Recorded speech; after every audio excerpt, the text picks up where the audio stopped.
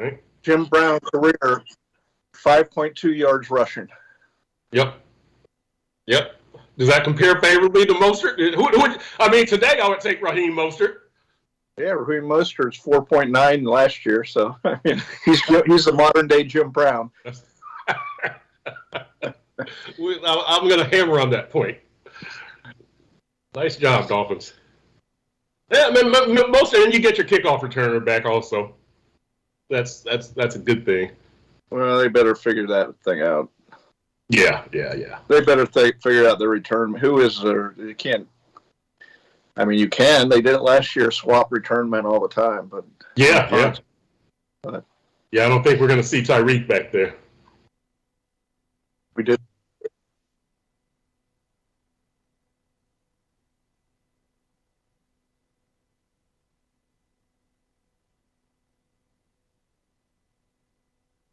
I'm ready. All good.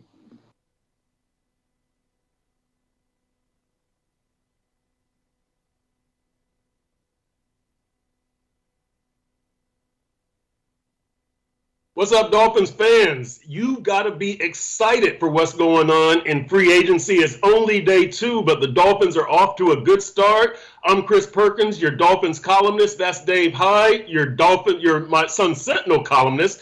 And look, we're going to talk about what the Dolphins have done so far in free agency. We're going to discuss whether they're legitimate Super Bowl contenders. Now, they're clearly going for it. Whether you think they're there or not, that's up for debate. The Jalen Ramsey trade, huge boost to the defense, and you combine him with new defensive coordinator Vic Fangio, you're onto something right there on that side of the ball. The Dolphins are making bold, aggressive moves in pursuit of a title. We see the master plan being executed over the last 12 months. You've got Mike McDaniel, Tyreek Hill, Teron Armstead, Bradley Chubb, Vic Fangio, Jalen Ramsey.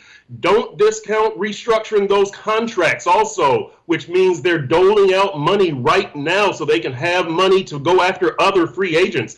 That's also a significant thing. All these things the Dolphins are doing are very exciting. We're going to take a glimpse at the moves that they've made to remove doubt and ease the minds when you consider what they've done by releasing Byron Jones and announcing they're going to pick up Tua's 5th-year option.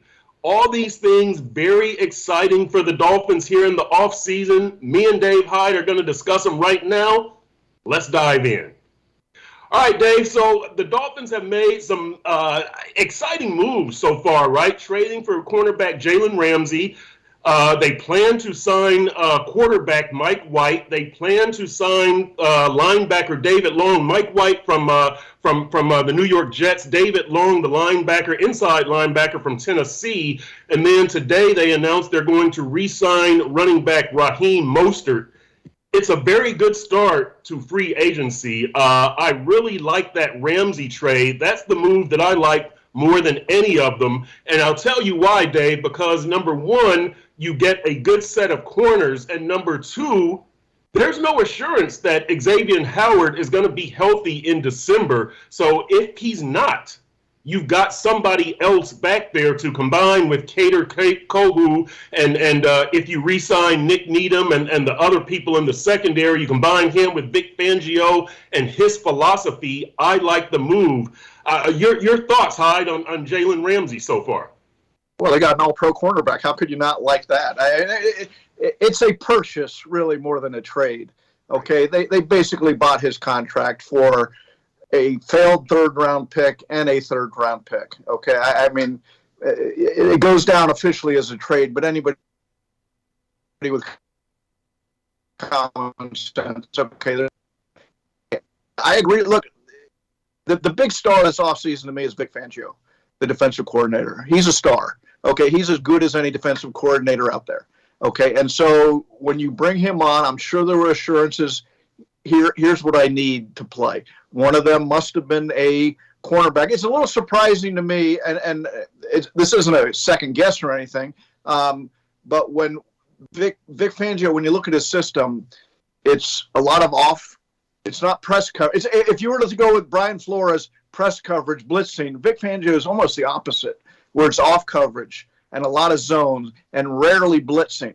Okay, so I I heard all the rumors of Jalen Ramsey out there for the past 2 weeks because they put him out there, meaning Jalen Ramsey in his camp. Okay, he wanted out. He wanted to come here. The only surprise to me was the Dolphins and Fangio saw, okay, this is a perfect system fit for what this is where we want to make resources. Okay, but does he make your defense better? You bring in a guy who, not last year. Last year he was really up and down when you look at his games and you talk to people. The previous 2 years he was an all-pro. He gets back to that level, you're onto something. Yeah, and look, this is a guy who has playoff experience, who has Super Bowl experience. So that's another thing that I don't discount with such a young team. Let's move on to Mike White. Young team. Did you? Well, I should say with a team that doesn't have a lot of playoff experience. That's what I should say. Tyreek and Teron, but Tua doesn't. Jalen Waddle doesn't. A lot of that offensive line does not. A lot of your defense does not. So, extensive playoff experience. They got a taste last year, but I like that element of it. Dave, let's go to Mike White. To me, I'm not a big fan of this move at all because I think that Teddy Bridgewater is a good veteran quarterback. I understand he was not available for a good part of last season, and he was 0-2 as a starter, I believe, is what his record was. He didn't do anything significant. But I would argue that Mike White has not done anything significant. And I'm a guy who likes experience, and Teddy Bridgewater has that experience. He's a guy who has been a Pro Bowl selection and whatever you want to say about that. But he's a guy who has been an NFL starter. And to me, that's the big key. You're trying to make a Super Bowl run here. If Tua goes down, you're going to trust Mike White and have Skylar Thompson as his backup. I'm not so sure that that's the preparation of a team that's ready to make a Super Bowl run, that's ready to win it now. So I would have liked for them to have re-signed Teddy Bridgewater, maybe even somebody with more starting experience, Gardner Minshew or somebody along those lines. I'm not anti-Mike White by any stretch. I'm pro-experience, and Mike White does not have the experience for a team that's trying to win a Super Bowl this year. Well, we'll just say this year because we don't know if Mike White will be here next year. So I'm not a big fan of that. It's not like this was an open and shut that Teddy Bridgewater is some great quarterback, but Teddy Bridgewater is an experienced backup quarterback, and I like that for this team. Yeah, look, you this move was Mike McDaniel's move, okay? And you trust Mike McDaniel if you're a Dolphin fan, right? He solved Tua Tagovailoa. Mike White comes from the same system, basically, that through the Shanahan system that the Dolphins run and that the Jets run. So you got to look at him, a brief look. I mean, he had two. He's played 8 games, started 7 in the NFL.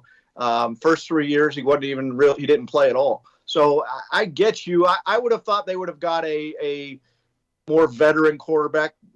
Teddy Bridgewater, right there, I see it. But look, McDaniel worked with Teddy Bridgewater for a year. He must have seen something. The other component in this, and Teddy Bridgewater wouldn't have factored into this either, but the other component in getting a backup to Tua is you don't want anybody who threatens Tua. I mean, that's the dynamic being played out inside this franchise. They're doing everything to put their arm around Tua again this offseason and say, you're our guy, we love you. And this cocoon of confidence, that's what they're saying, and every message they're sending is to build that up. And so, there were so many backup quarterbacks out there that, to me, Mike McDaniel, who do you like? And, I would also say, well, maybe they got a guy they think they can develop for the future, but this isn't about the future. All their moves aren't about they're about next season. And it's like if you go after the king, you better bring down the king. If you go after the ring, you better bring the ring, okay? Because they got next year for sure, and the year after that isn't even a certainty when you look at, okay, what do they do with Tua if he has a great year contract-wise? Yeah, and you know what, Hyde? Man, I'm a guy who thinks that in the NFL the quarterback position is overstated, not overrated. Overstated, and I think that people, I get the mixed messages. The Dolphins, for instance, you're comfortable.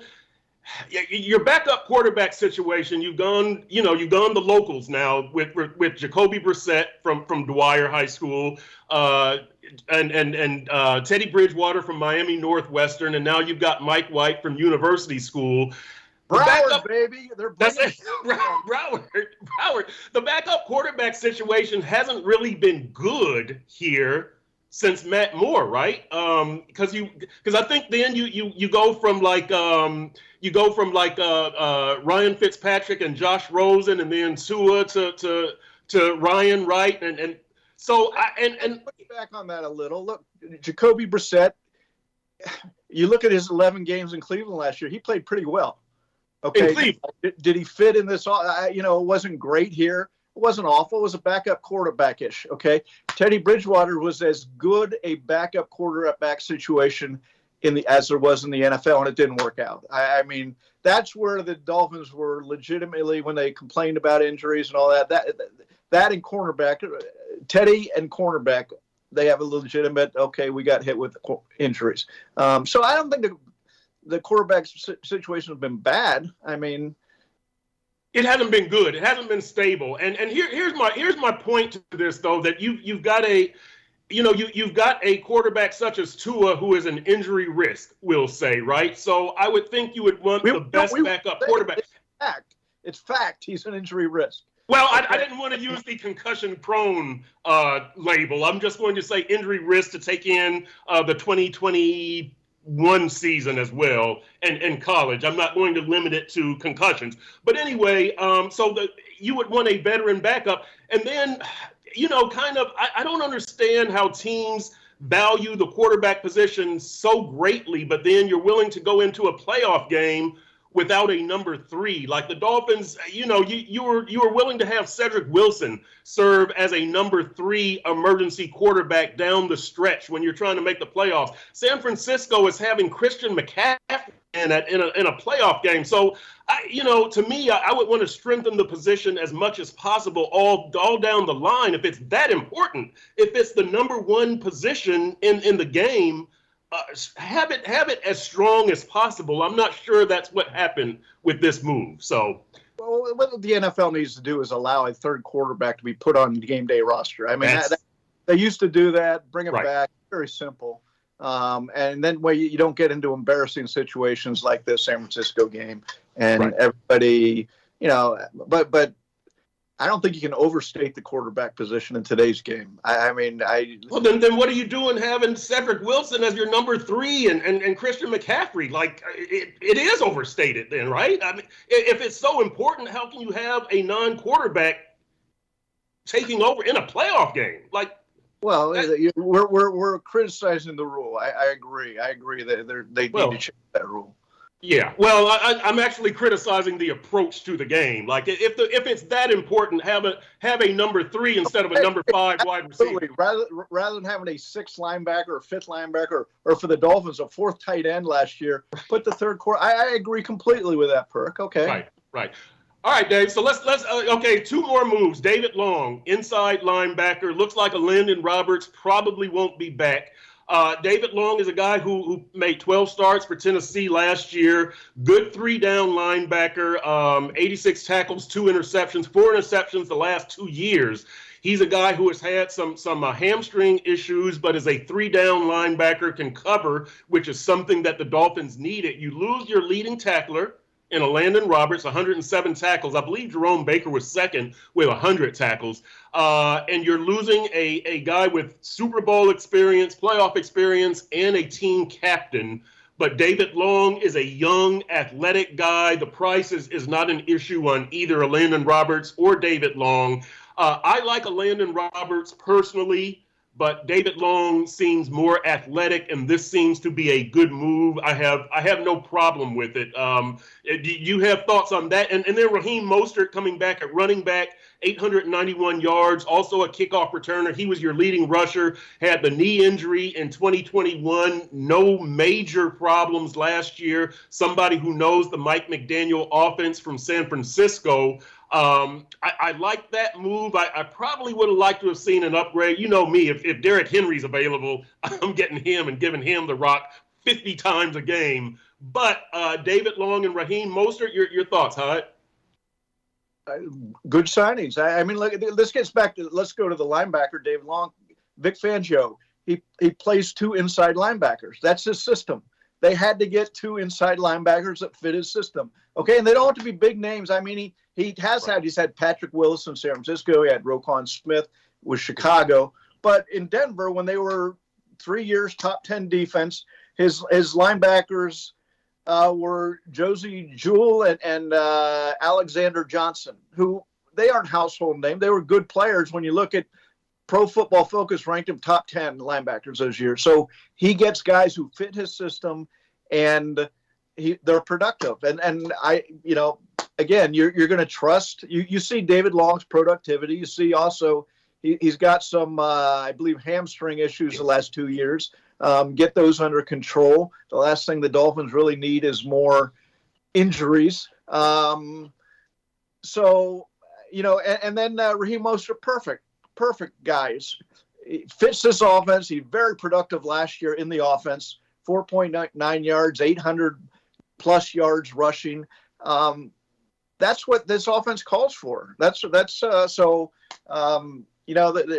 they need now is a classic third down back, a receiving back who can mix things up from Mostert a little. So, and I'm sure Austin Eckler's out there shopping his contract. Basically, in the NFL right now, everybody gets excited.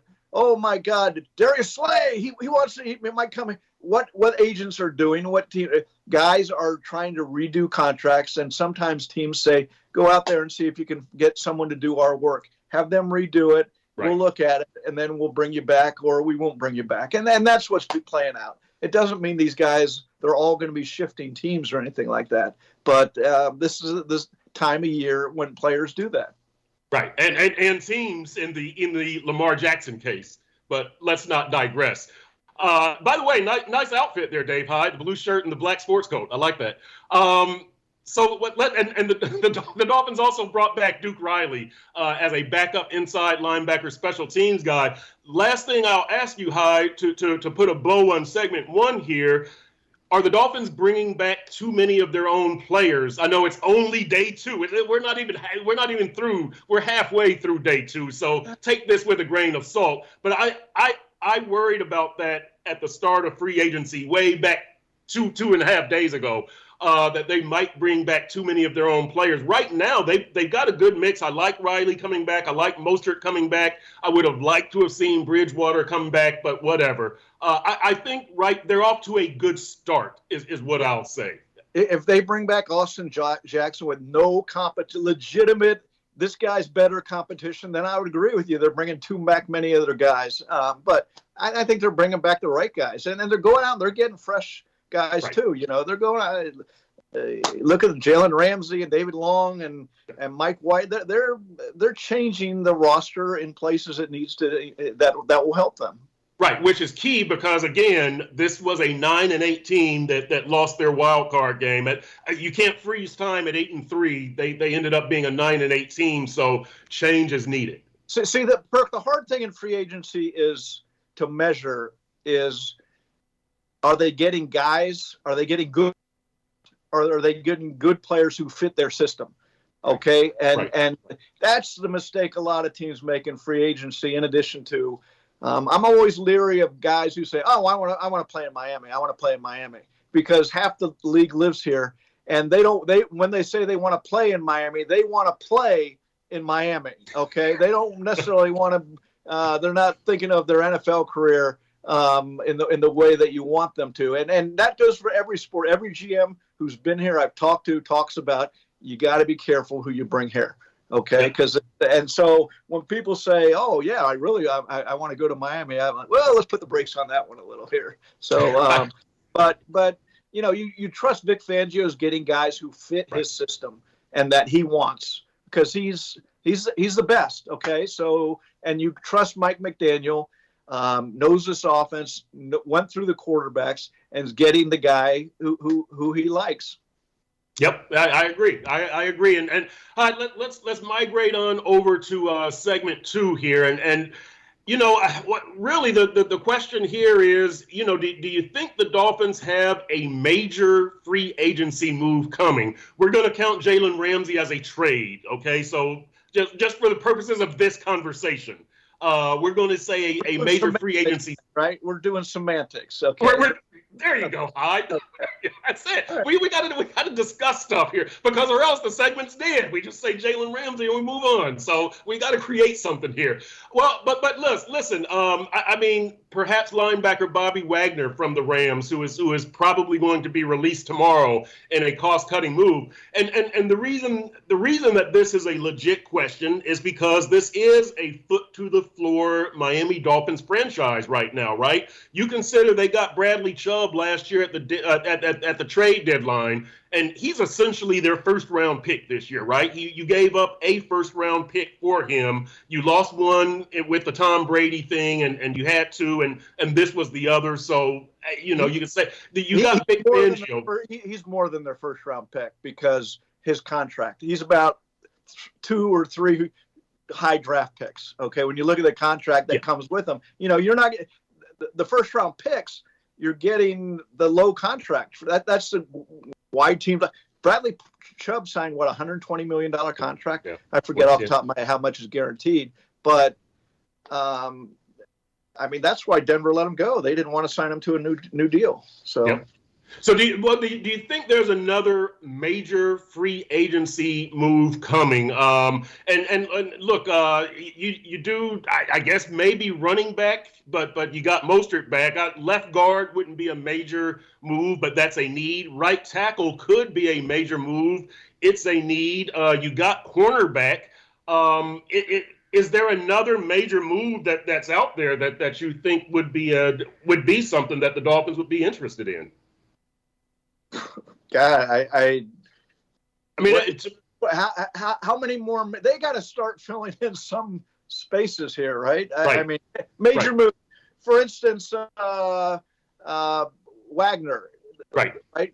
I mean, is that a major move? He's going to be a one year, $7 million contract. I mean, he's a big name, but it's not a major move in the sense of we're going to put a lot of money there.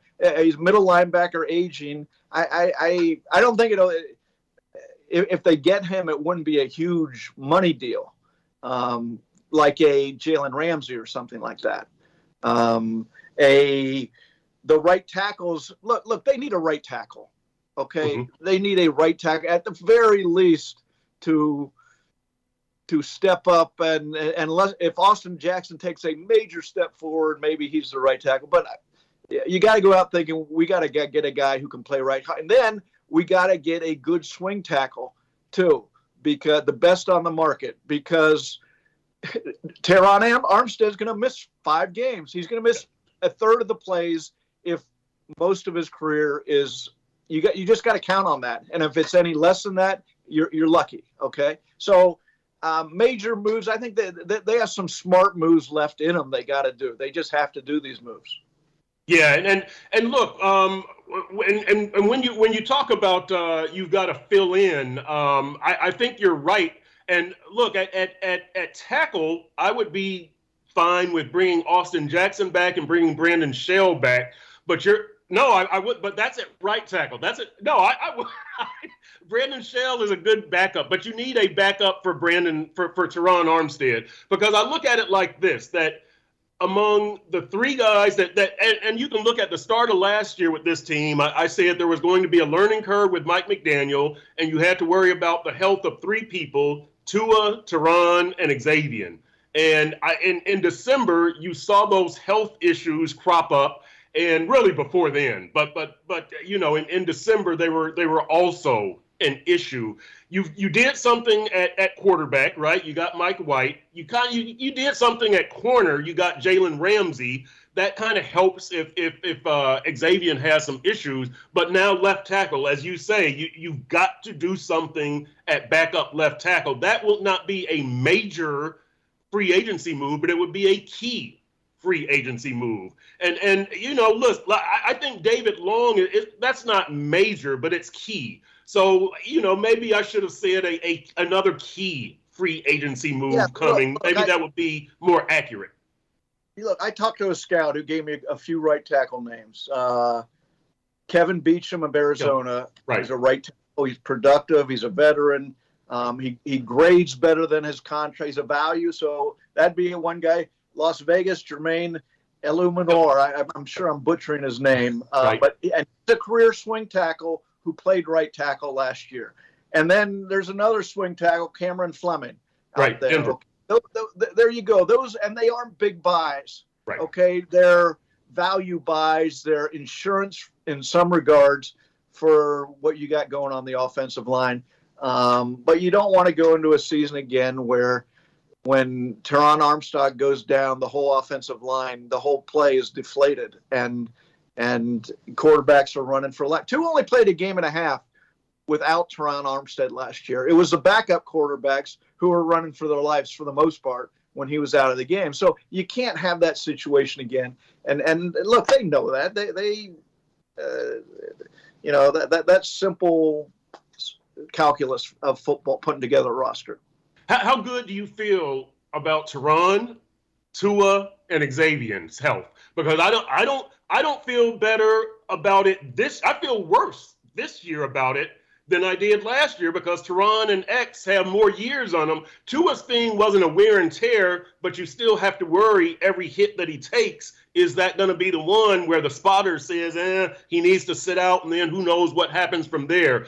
So I like this Dolphins team. I like what they're doing. I like what Chris Greer is doing, what McDaniel is doing, but I do still worry about the health. I know you're a big one on the health concerns, but I still have major worries about Teron, X, and Tua, and them staying healthy for, let's say, more than 12 games. Yeah, I get everybody loves. How can you not like Teron Armstead, listening to him, how he goes about his business? But that was a risky signing, putting huge money into a guy who, he missed a third of the season last year. And in 4 of his previous 7 seasons, 4 of the previous 6 seasons, he's missed more. Yeah. Okay, so you go into a season knowing the most important games are in January and hopefully February, if everything works out. You're crossing your fingers that your left tackle, your star, your foundation, your line is going to be there. You're crossing your fingers Tua is going to be healthy. These are just facts. That's not, crossing your fingers isn't a good game plan in the NFL. Okay, so, look, they, when they line up in September, they might be as good as anybody out there. They have as much a chance of going into the deepest part of the season as anybody. Okay, but let's get to this. Then you have to wait. Let's get to December and see who's still standing. What's the alternative, Hyde? I mean, listen, I'm not like I don't know. Like, you've got Tua. Like, I don't. You're not going to get anybody better at the same price, within a reasonable price, right? You'd be talking Aaron Rodgers, Lamar Jackson, just of the available guys. X, you're not going to get any kind of value for him. Teron is about the best that you're going to. So what's the alternative? You just have to get backups, and at this point, you roll with those 3 guys, right? Well, the alternatives now, like today. Yeah, today. Look, my thought was, you got to do your due diligence on Lamar Jackson and Aaron Rodgers. Right. Okay. Look at them. Look at the price. But they had this much chance to get him. They don't have a first-round draft pick, and Lamar Jackson's going to take 2. They had to have to trade for him. And you look at the salary structure of this team to take on Aaron Rodgers' $60 million contract. Now, they can flatten it out by spending out the year. There's a lot of salary cap voodoo you can do to it. But the point is, and the Dolphins showed you can buy out contracts, okay? But the point is, they got a lot of top-heavy salary right now, okay? And their chances of getting either of them were like this big. And they looked at the landscape and they said, no, we're going to stick with Tua. Yeah, I see why they stuck with Tua. He had, when he was on, he was on. Right. Okay. There's just great risk in his game right now. Yeah. And let me, okay, when he was on, he was on. I don't want to digress, but I mean, San Francisco, LA Chargers, he was good at Buffalo. There were some games in December, and I know he got injured in Green Bay. So let's not freeze time at 8-3 because Tua did play some December games. So, but I agree with you. I just like to make that exception to people that, when Tua was healthy, he was the next Dan Marino. Well, there were some issues late in the season. Here's what I would say. With an elite quarterback, you want someone who lifts everybody's game. Tua cannot get hit. He can't get hit. In November, he took 2 sacks when he was great. Okay. In the Chargers game, he got hit. In the San Francisco game, he got hit. And you can say, well, any quarterback's game changes when they get hit. His numbers and his game were significantly different. And so now, can he take a step forward from that? Sure.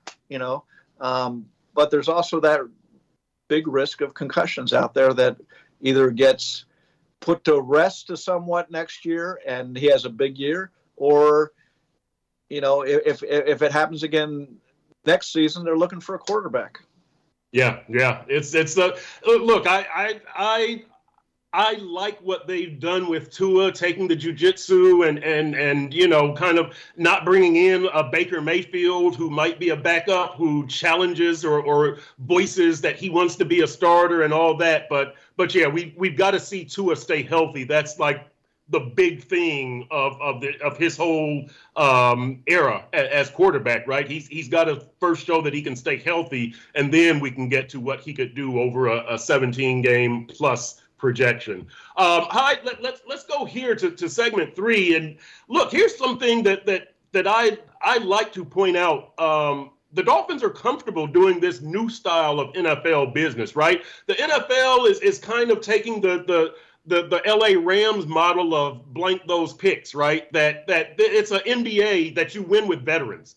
I love that. Like I love that approach that, the draft picks, yeah, they're good for financial reasons to keep your payroll down. But if you really want to win, you're going to get some veterans. And I think we see the Dolphins doing that, where you do a business at the trade deadline, something the NBA always does. The NFL has started doing that the last couple of years. Steve Ross writing a lot of checks to clear up cap space. I know that people say that the salary cap is kind of a fake number, right? It's real. It's as real as that contract, right? Aaron Rodgers, didn't he sign a 3-year, $150 million contract last year? Yeah, but Perk, you can take that guaranteed money, flatten it out, and bonus, and that $60 million becomes $15 million over 4 years. So you can play with the salary cap. You can, but it keeps a level playing field during the season, right? I mean, you're like, you can't spend that. That's what it's intended for. Like during the season, New York, which gets a lot more money than than Cleveland. Like it's a level now. If the owner wants to do bad business and just write checks, that I don't think they do that in any of their other businesses. But my point is, it seems to be a very aggressive new style NFL business that some teams are doing. The Dolphins have engaged in it. I like it. It's a win now that yes, your picks are valuable, but you win with veterans. That's the way I've always looked at it. If you're going to go that, praise them for that. The previous 4 years, from 2019 to 2022, tank for tomorrow, tank for Tua, all about trading good players and getting draft picks. They've done a 180. And why did they do that? Because they didn't draft well enough. That way didn't work for them. Okay? That way they failed. Look at the offensive line. 2 number 1s, 2 number 2s, 2 number 3s, some 4s, 5s, 6, 7s, and they got one player, Robert Hunt, to show for it. Okay? So, yes, I'm all in. I like what they're doing now. But they have to do it because they failed the other way. They failed so badly. They wasted 3 years. Okay? I hated the tanking. I hated that concept in any sport where you go into a season, we're not going to try. Okay, basically is what they're doing. I talked to Dolphin executives. Yeah, this might not work, but we're going to come out with a quarterback out of it no matter what.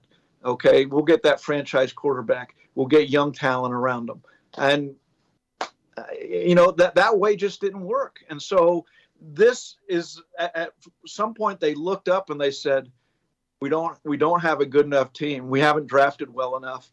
We're going to spend money like crazy in this little window of next year, 2023, and maybe 2024. But look, if Tua has a great year, he's healthy, they're going to have to give him they're going to have $50 million contract. And don't talk about the fifth-year option because that will be out the window. That will be irrelevant at that point, okay? And because they're not going to hold him and say, "Oh, we're only going to play you 1 year," okay? And then we'll see. They've shown they'll do whatever they have to. They'll bend over backwards for him. He'll have a big contract, and that, as Kansas City showed when they had to trade Tyreek Hill, they had some tough decisions to make. Then you got tough decisions to make. Right now, it's all in. Keep throwing money at it and keep bringing players for 1 year.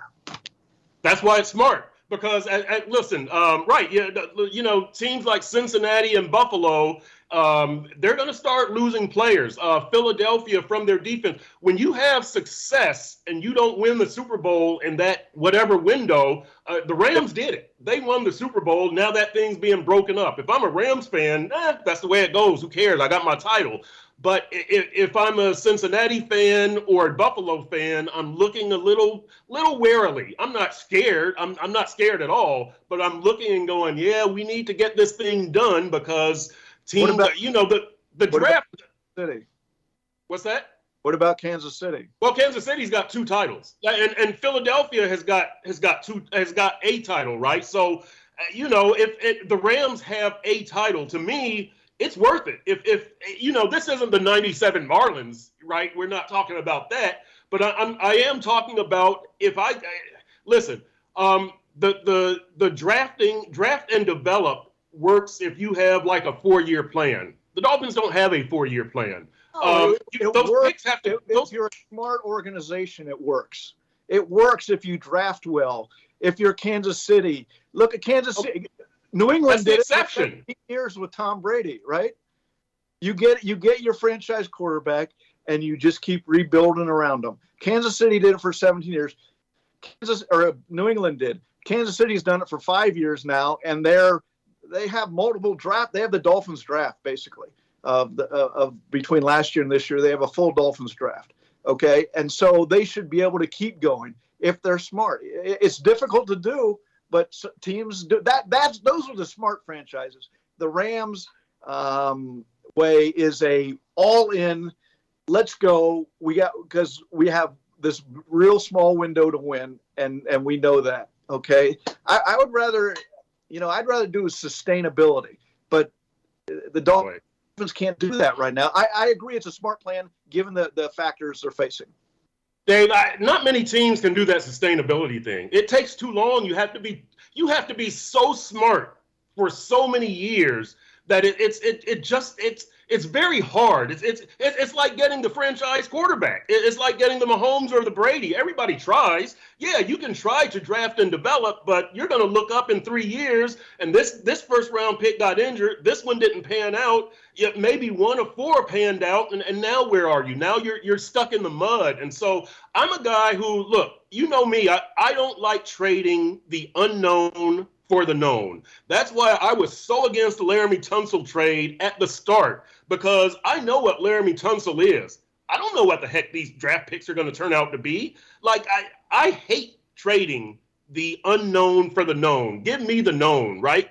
Give me Jalen Ramsey. I really don't care what it costs me. Give me Teron Armstead. Give me Tyreek Hill. Give me Bradley Chubb. I know what those guys are going to be. This first round pick that you're giving me, number 8, number 2, I have no idea if he's going to be a player. Give me Zach Thomas. Give me Jason Taylor. Give me all those, the draft smartly. Give me Patrick Surtain. Give me Sam Madison. Give me guys you're drafting at the start of their careers, and they're going to be great players from the moment they step on the field. And that's look, Bill Walsh said it best, and he said it 40 years ago. you only have to worry about 8 teams. That's it. There's only 8 smart organizations out there. Right. Okay. And you look at any era, that's how it is. Everybody else will be, there might be a team that runs up there for a little bit. Everything works out for them. But there's about 8 smart organizations year after year after year. Yeah, and look, I would agree with that. And if I can get a shortcut like the Rams took, I'm taking it. And look, I appreciate and respect the Dolphins team that Zach Thomas and Jason Taylor and Sam Madison and Pat Sir, how far did they get? You did it the right way. I have no problem with that. But you went all these years and you remain stuck in the mud. If I can take a shortcut to it, what's the big deal? Like they're building for 6 or 7 years. If I can do it in a year and a half or 2, why not? I might have to pay later, but I don't care. I mean, you're going to have to disassemble your Dolphins team through the draft that you acquired through the draft. I agree completely. Given the set of circumstances right now, go all in. I wrote, look, trash the draft. You did, right. Because what they're facing right now, go for it. Because They have a little window right now, and that's because they failed so much drafting. Okay, they didn't get the players they wanted. Okay, they didn't. I mean, they got some nice players, but they had to go out and spend and get free agency, and now they have a window to win. But see, I think that's the same. I mean, I think the only the difference. I mean, Buffalo has a small window to win, right? Cincinnati has a small window to win, and it's not because they got a bunch of veteran free agents. It's because if you don't win in these 2 or 3 years, guys are going to get too expensive, and they're going to go in free agency. They're going to get their money after this guy has been to the playoffs and he's been instrumental in back-to-back years. Somebody's going to knock on his door. Same thing with your coaching staff. Like, you're going to start losing pieces. Foot to the floor. If my owner is ready to write big checks, 2-year plan, let's do it. Well, there's the key. Buffalo's in the same situation the Dolphins are this year on some level. Josh Allen obviously is on a big contract, but they have a lot of guys they could stretch out their money if the owner wanted to write a big check. The Dolphins have Steve Ross says, I'll write a big check. Okay. I mean, he's been here 14 years. And they haven't won a playoff game, and he's very antsy. Okay, right. So he's writing big checks. That's the difference. Yeah. All right, Hyde. Well, that leads us perfectly into our 4th segment. Are the Dolphins legit Super Bowl contenders? Now, we've talked about the moves that they've made, and getting Jalen Ramsey is obviously a huge move. They've addressed the backup quarterback position with Mike White. They've addressed inside linebacker David Long. They brought back running back Raheem Mostert. Tua's taking jiu-jitsu. They got Vic Fangio.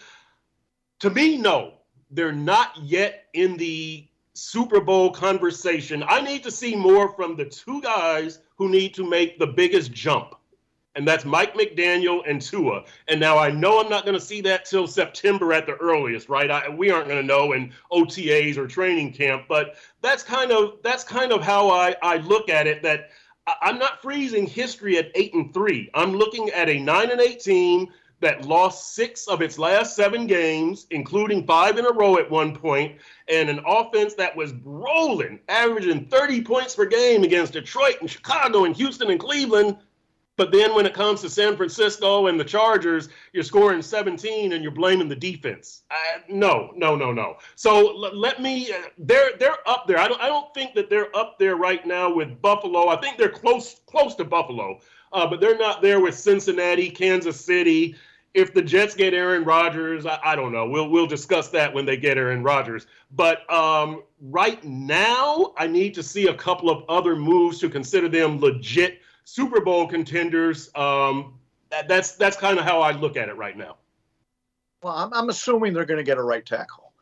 Okay, I'm assuming they're going to get another linebacker for, if they complete this project. It's like the Jets.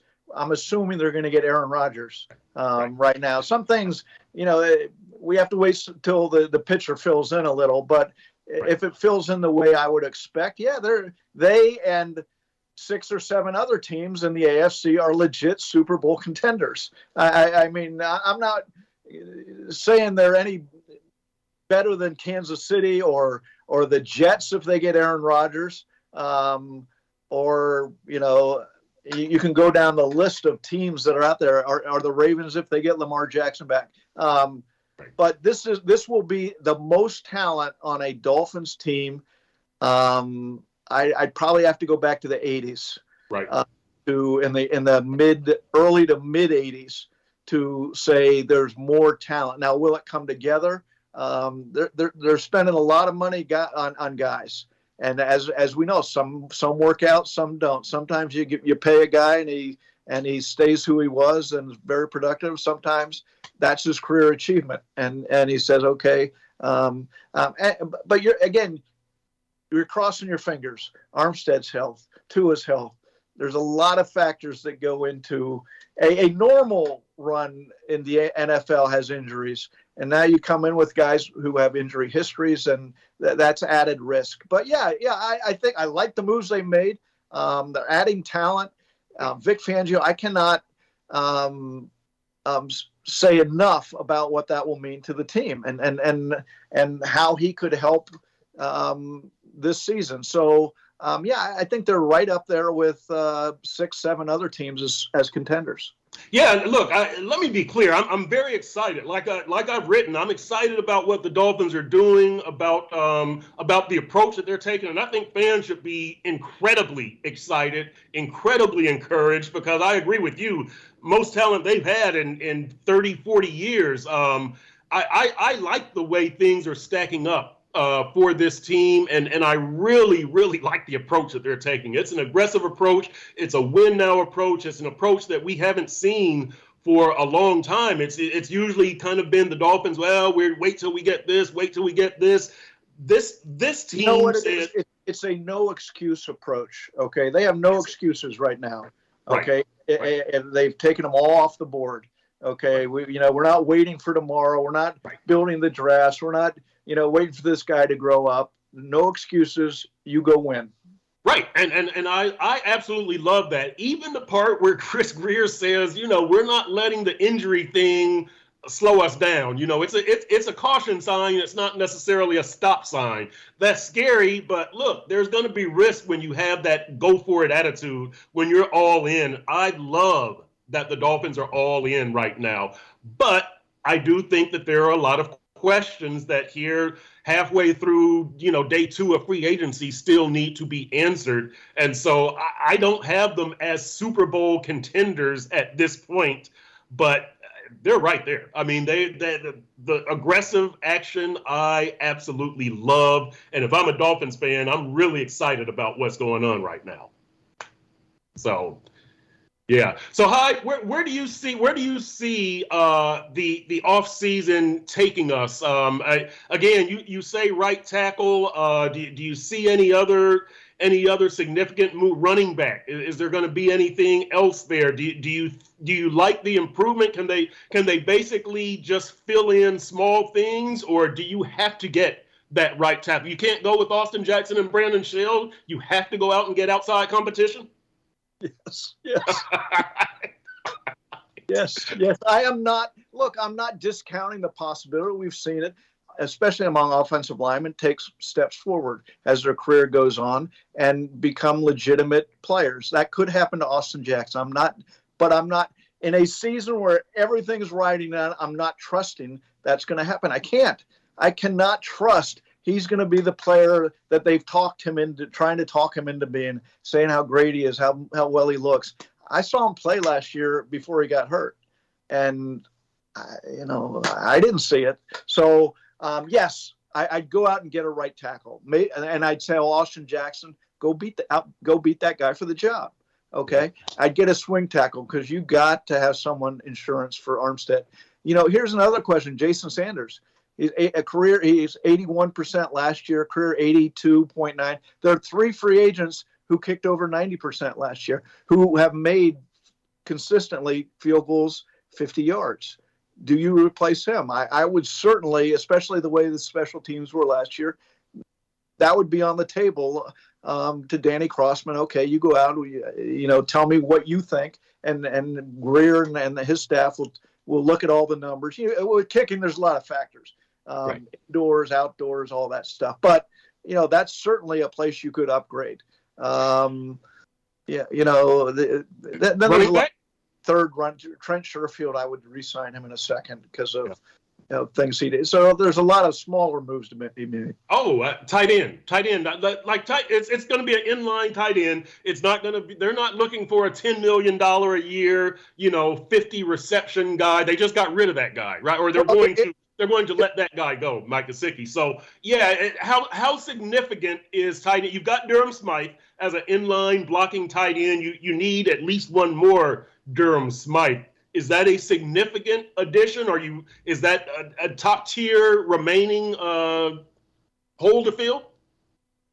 If you look at the San Francisco offense, they don't, and I get they have Kittle, I know that, but he's not featured like a Travis Kelce.